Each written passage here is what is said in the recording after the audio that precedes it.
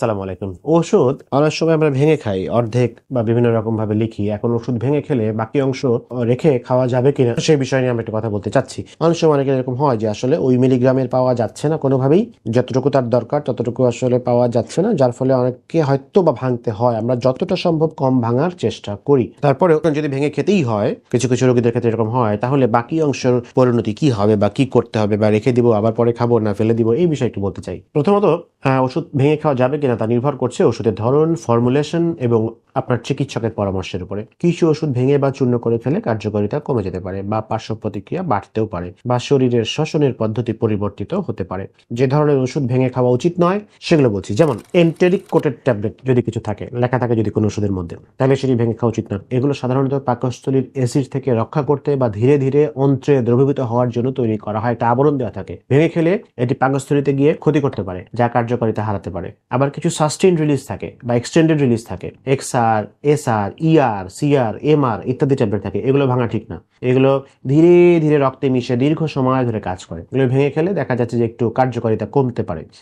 ক্যাপসুলের ভিতরে ছোট ছোট গ্লোবিউল বা গ্র্যানিউল আকারে থাকে, এগুলো ভেঙে খেলে অনেক সময় কার্যকারিতা পরিবর্তিত হতে পারে। খুব বেশি বিপদে না পড়লে আমরা এরকম ক্যাপসুল সাধারণত ভাগ করতে বলি না, বা ভিতরের গ্র্যানিউলস গুলো গুলিয়ে খেতে বলি না। হরমোন, স্টেরয়েড, কেমোথেরাপি ওষুধ, এ ধরনের ওষুধ ভেঙে খেলে বা ত্বকের সংস্পর্শে এলে ক্ষতিকর প্রভাব হতে পারে, বা শরীরের শোষণের মাত্রা বদলে যেতে পারে।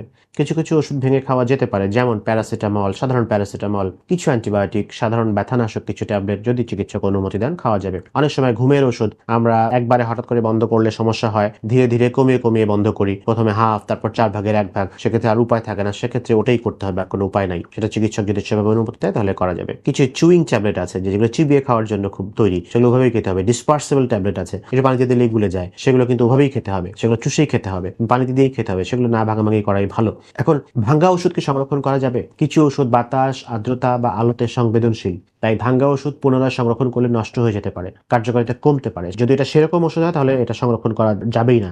আর যদি সংরক্ষণ একান্ত করতেই হয় তবে শুকনো জায়গায় মূল প্যাকেট বা বায়ুরোধী কন্টেইনারে ভালোভাবে পেঁচিয়ে সংরক্ষণ করতে পারেন। তবে এটি কেবল তখনই করবেন যদি চিকিৎসক আপনাকে অনুমতি দেয়।